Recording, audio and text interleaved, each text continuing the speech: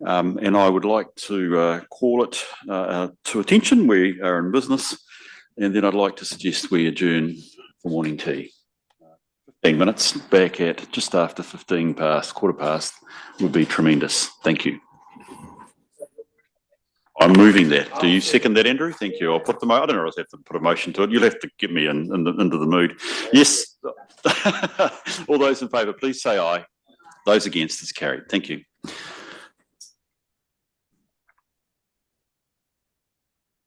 Right.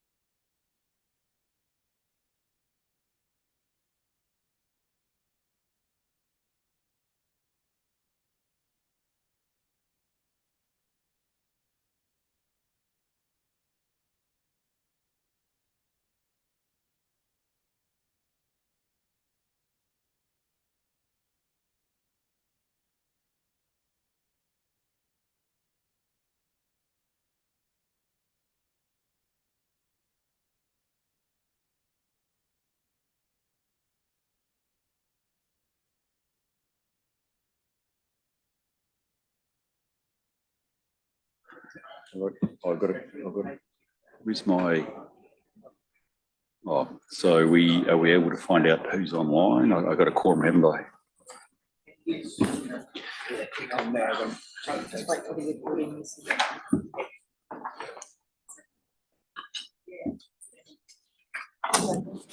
3 for a quorum, so we're a quorum. Yeah, we're okay, aren't we? That's what I was just checking.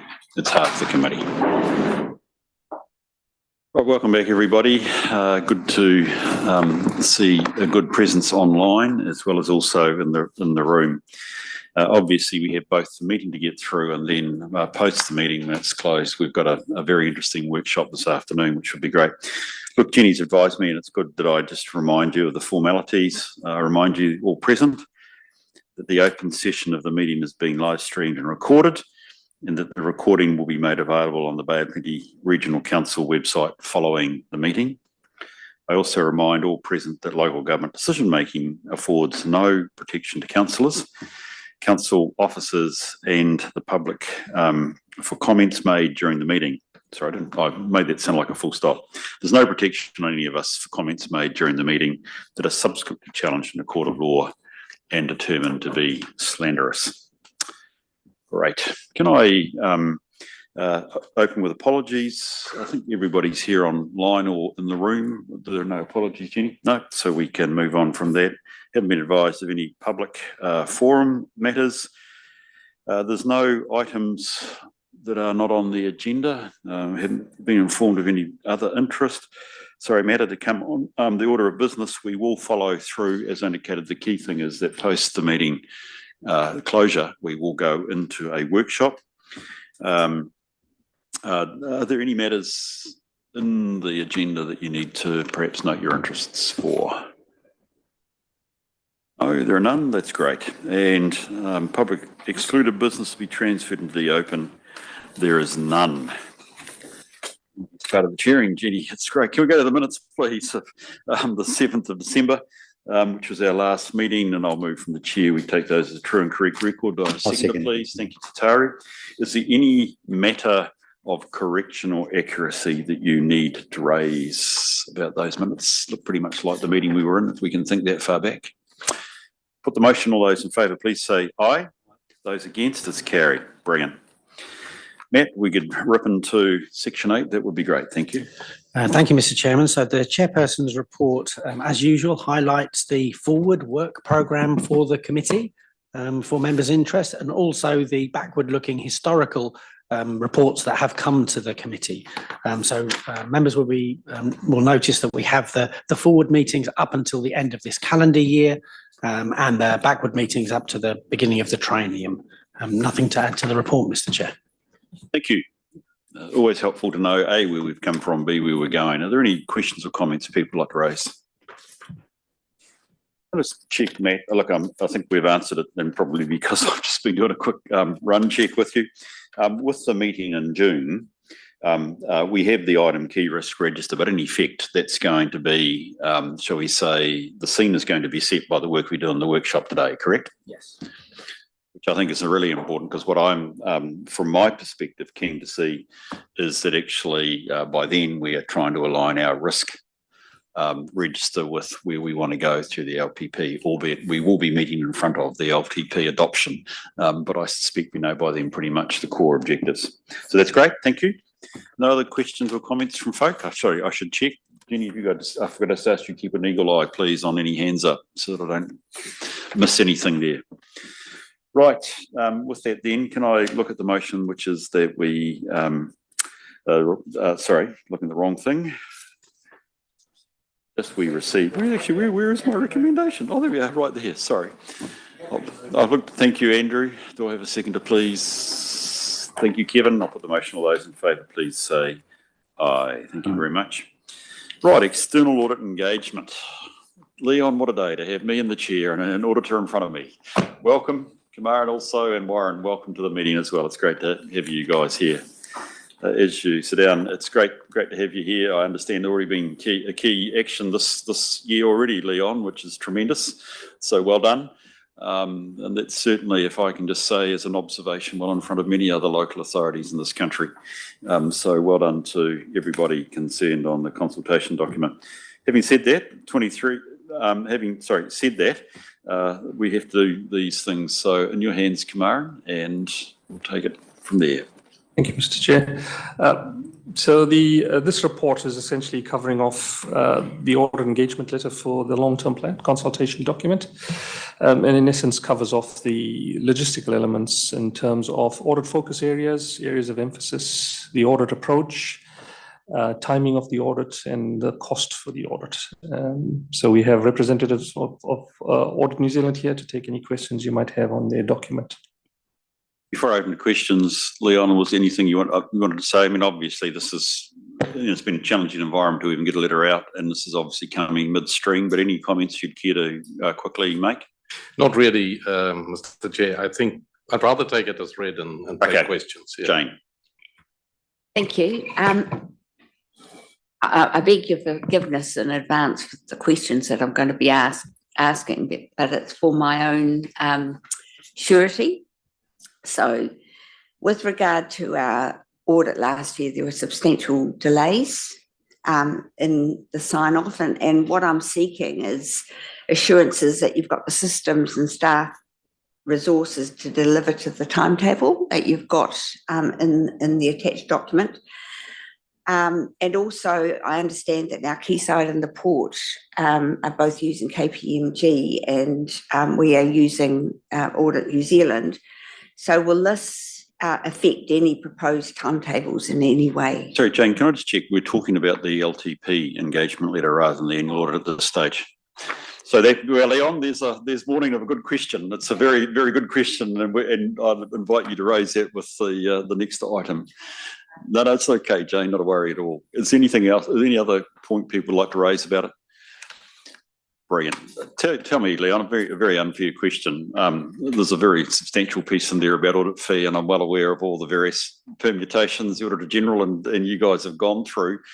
Any indication of issues at this stage, or are we on track? We're definitely on track with the LTP audit. Brilliant. That's great. Okay. If that's the case, as I said, we're trying to wrap up something which we're already partway through. That's why it's good, by the way, Jane, when we get to the next item, that actually we're dealing with it in front of the actual audit, which is tremendous. So with that, can we just go to the resolution, please, which is that we receive the report, which is the external audit engagement letter for the year and what we're dealing with right at the moment. I'll move it from the chair. Do I have a seconder, please? Thank you, Kevin. I'll put the motion. All those in favour, please say aye. Aye. Those against? It's carried. Thank you. Right. Probably very similar in the situation with the external audit, although it is prospective for once. We are dealing with it looking forward. So again, Kamaran or Leon, if there's any matter you'd like to raise before we deal with Jane's question, any others, that would be great. Thanks, Chair. Just to highlight what are the key elements of the letter you have in front of you is essentially covering off audit risks and issues that pertain to the audit of the annual report, group audit implications, and materiality levels for the committee members to note. And in addition to that, there's the logistics around proposed audit visit dates and audit fee. Brilliant. Leon, you want to take it that we just deal with the questions, in which case I'd invite you to address Jane's question, please. Thank you, Mr. Chair. Yeah, I don't have anything to add. I think that was really well summarised. Thanks, Kamaran. So as far as staff, as far as last year is concerned, we had a debrief meeting with management and staff of your council to discuss where both sides can do better. And we both have implemented some changes to how we're going to approach the annual audit this year. So do I have enough staff? Yes, Audit New Zealand's got the most number of staff. It has since I started 16 years ago. Wow. And then quality of that staff. So we try and recruit. We just had a conversation about it. That's why it's fresh in my mind. We try and recruit, as far as you can see from a CV and through interview processes, quality staff. The flip side of that is these guys come from overseas. So they don't understand, or they don't know New Zealand. They don't know public sector. They don't know local government, and they still don't yet know our audit process. The good news, they started last year, and we've put in a massive effort to upskill them over the last year. And this LTP round, where they are in charge, has never seen an LTP, and we still met the deadline. I think the support we're giving them is really good to upskill them and get them up to speed. So I'm comfortable we're going to meet these deadlines. As far as Quayside is concerned, you're correct. I've been in touch with KPMG since about November last year. First, two partners who was considering taking over the audit, and then with the new partner just last week to advise them of our expectations, our materiality levels, and when sign-off is going to occur. Now, if Quayside sticks to the previous dates, it shouldn't have an impact. As far as communication with KPMG is concerned, when I was on Quayside as well, Quayside audit, communication with the partner of the port was really good, and we kept each other up to speed. Thank you very much. I think, Jane, just to help with one issue here, you talk about communication with KPMG and the partners. This is normal professional protocols when you are the auditor of a group and you'll need to have an appropriate professional contact with the auditor of the subsidiaries, right? Absolutely. But it's more than just formal communication, sending letters and emails. It's actually just phone calls and say, how's it going? Are you off track, on track? How's that going to impact me? Appreciate that. Any other questions for Leon, Warren, or yes, I've got, sorry, to Taru first, then Kevin. Yeah, thanks, Leon. Look, I'm always interested in our performance relative to everybody else around the country. And so when it comes to audits, how are we doing in the context of time and preparedness and everything else? I can answer as far as the LTP audit's concerned really well. I mean, the timeframes are tight. You had some interesting, consultation item 2 is an interesting piece, and it's a beast with all the underlying information, and information was provided timely at a good quality. So I think you're doing really well. Okay, thank you. Kevin. Oh, Leon, I was reading this and it talks about misstatements on page 10, and it's the effects of any detected and uncorrected misstatements. And my brain immediately goes into double negative, and I don't understand what are uncorrected misstatements, because it just doesn't, it's not good grammar. Is there a better term for uncorrected misstatements? It might be an accounting term, and it just goes over my head, mate. Yeah, as I said to your chief exec earlier, I'm definitely not a writer. I'm an accountant. I love numbers. Words are not my strong point, and English is my third language. So I'm probably not the best one to comment on that. That is an auditing standard termination, but I can take that back to explain. So a misstatement is where we have a difference of opinion between your staff or management and us, or the council and us. And we then apply the accounting standards or legislation, whatever is required, to assess whether we are right or they are right. Yeah. And obviously it goes both ways. So if we get to a point where we believe the council is wrong, that's a misstatement. And if we then ask council, will you please fix this up? And council say, yep, corrected misstatement. No, uncorrected misstatement. We then look at it from our materiality perspective, and we say, how significant is this? If it's below that clearly trivial threshold that we talk about, then no one cares. If it's above that, we will ask representation from the councillors in our representation letter that you provide to us before you sign or adopt the annual report. If it's above my materiality, it will lead to a qualified audit opinion. Did that help or muddy the waters? It muddies the waters, but if you go on to the next page, you talk about material measures and then materiality. And for example, building and resource consent processing times 8%. Yep. So does that mean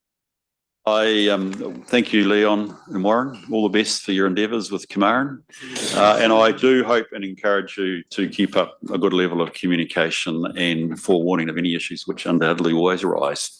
So all the best to you guys, and look forward to hearing from you later. Got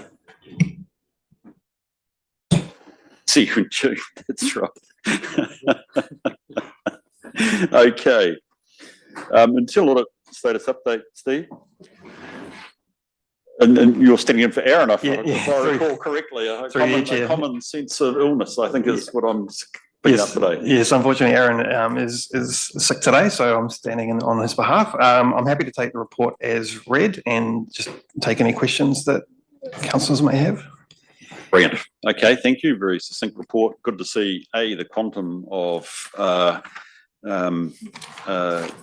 work being undertaken, Steve, which is great because it's very helpful. It's our eyes and ears. Folk, do we have questions for Steve? Yes, Jane. Just, I see that you've got sensitive expenditure as one of your items that are being internally audited this year. And it was interesting for me when I was actually reading Audit New Zealand's report, there were some questions posed in there for councillors about fraud. And I'm not sure that I've got the answers to them. So can I just ask you, in the audit report, it covers, it asks if we are satisfied with our systems and processes to prevent and detect fraud. What protocols have we in place to ensure we're informed about potential fraud? And are we aware of any fraud in the organisation that may have occurred? So I don't recall receiving a presentation on that, on how we actually audit, and I presume through the sensitive financial internal audit that you will be looking at this.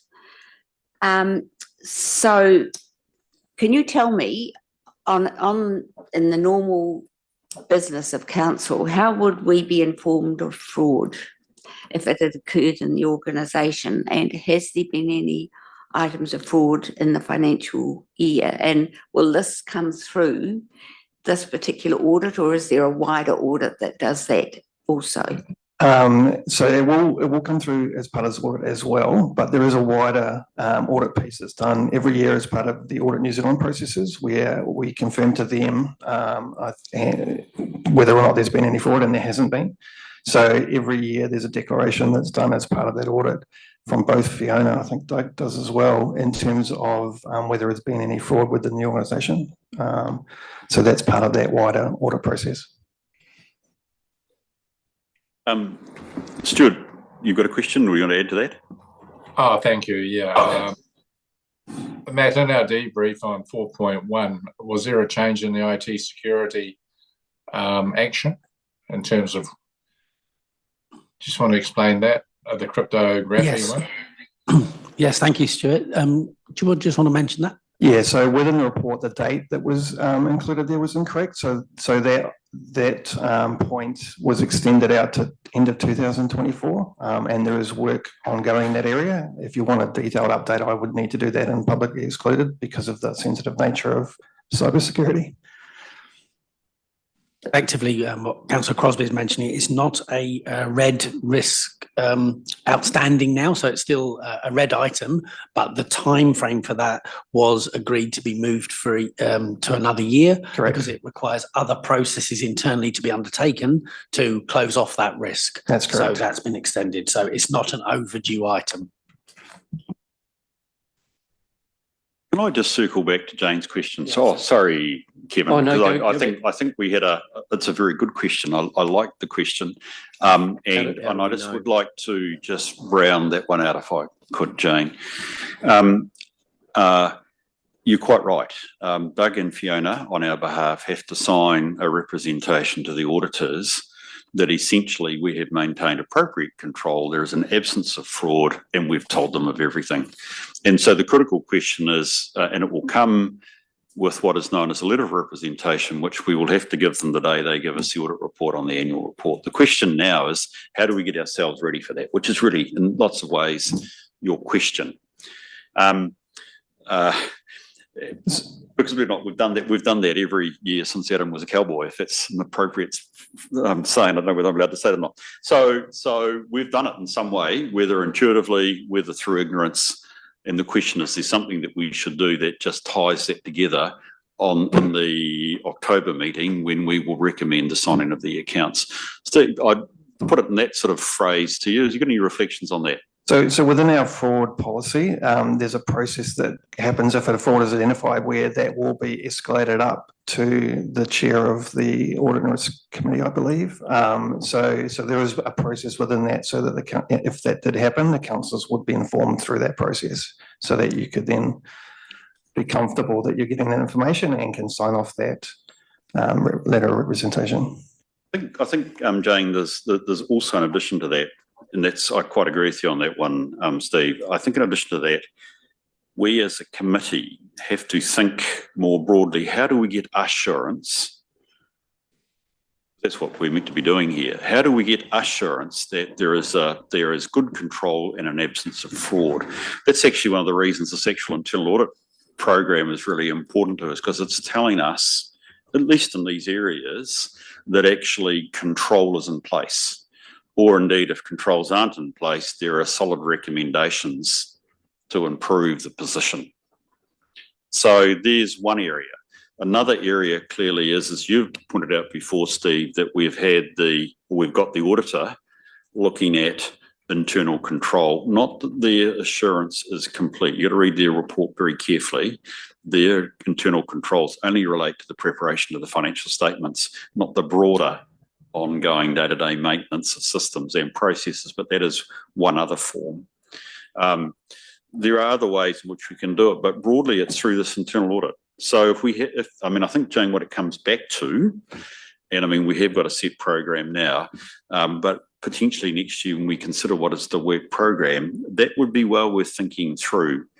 How do we have that comfort around fraud?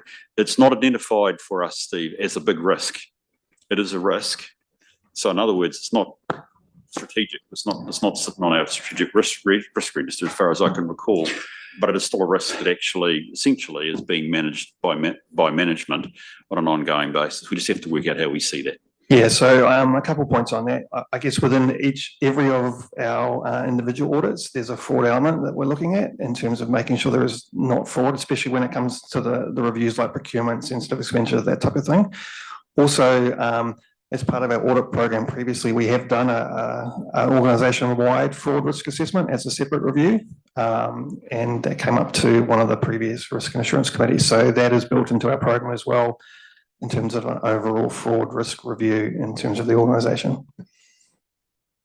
Thank you, Yeah, Mr. Chair, just to follow on from the notion of fraud, I mean, you're related to sort of the procurement issues and not, falsifying information. I just want to probably just ask the question on misinformation versus fraud. Where's the line in that particular space? And for example, in the sell down of the shares of Port Tauranga, we had to declare whether we had pecuniary interests or not, and that has some really, really big implications. So where's the line in terms of fraud versus misinformation? Big question. Bearing in mind, interests don't constitute fraud. Okay? How we deal with our interests is critical, but even then, it doesn't. Even if we mishandle our interests, it's not necessarily. Well, it could arguably, I could imagine, there could be situations where that could lead into areas of corruption or fraud. But I mean, in essence, I want to be very careful and say interests in themselves are not wrong per se. They aren't even a flag or an indicator of fraud. It just says we have to manage them carefully. Misinformation relative to fraud. Well, that's interesting. I mean, that's one of the benefits and the importance of our external auditor. That's why it's always good to have somebody outside looking in Te Taru, because arguably, if we were to provide knowingly, wittingly, or even unwittingly wrong information, arguably we're misleading the community. So, I mean, I think equally, again, misinformation is something important. Whether I would attach that to fraud Well, that again would depend on the circumstances. There's a very famous case in America at the moment about misinformation and whether that has misled bankers.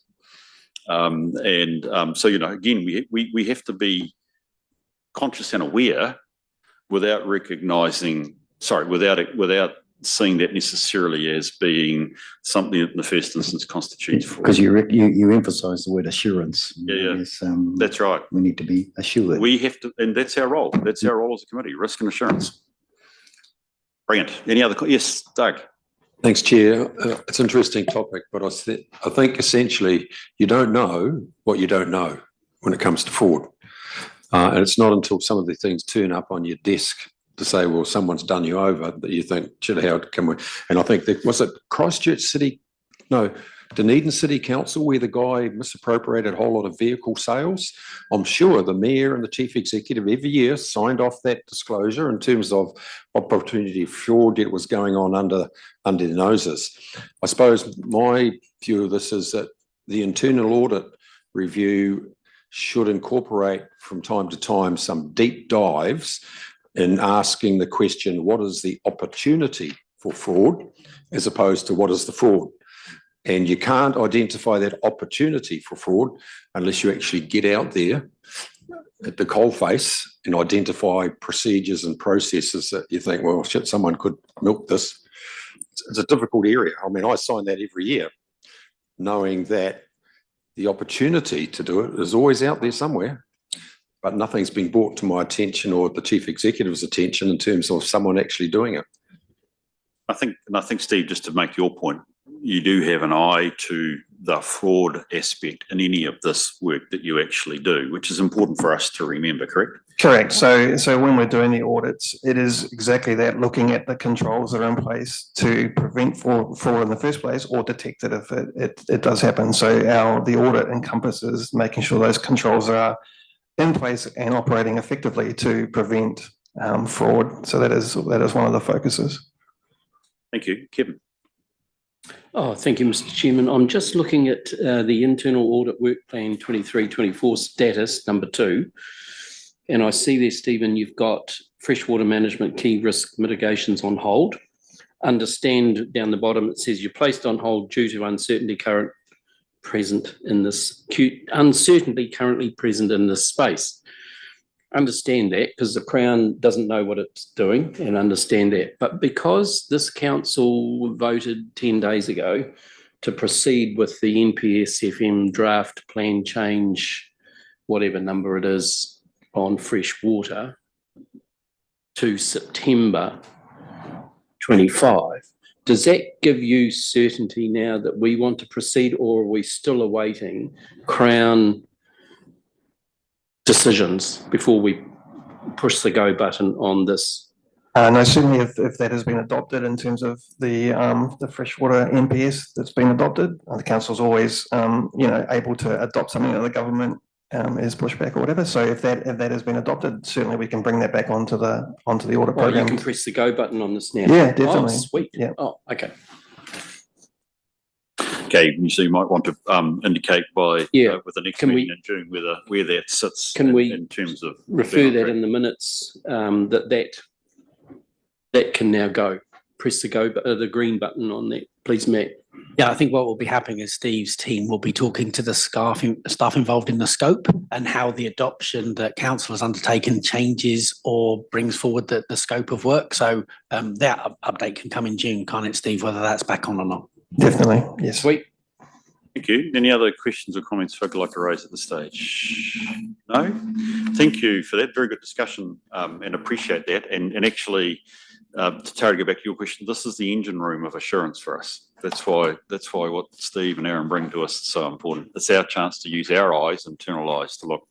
Can I go to the resolution, please, which we receive Steve and Aaron's report? Do I have a mover and a seconder, please? Thank you, Kevin. Tataru, I'll put the motion. All those in favour, please say aye. Those against? It's carried. Brilliant. It gets us to the point of public excluded, for which we have a number of matters. And if we go to page 7 of the agenda, you will see the motion to exclude the public and for the reasons why. From the chair, I'm comfortable those are good reasons, and indeed those are matters that should be dealt with in public excluded. So I will move from the chair. Thank you, Kevin, as a seconder. Is there any discussion on that motion? Being none, I'll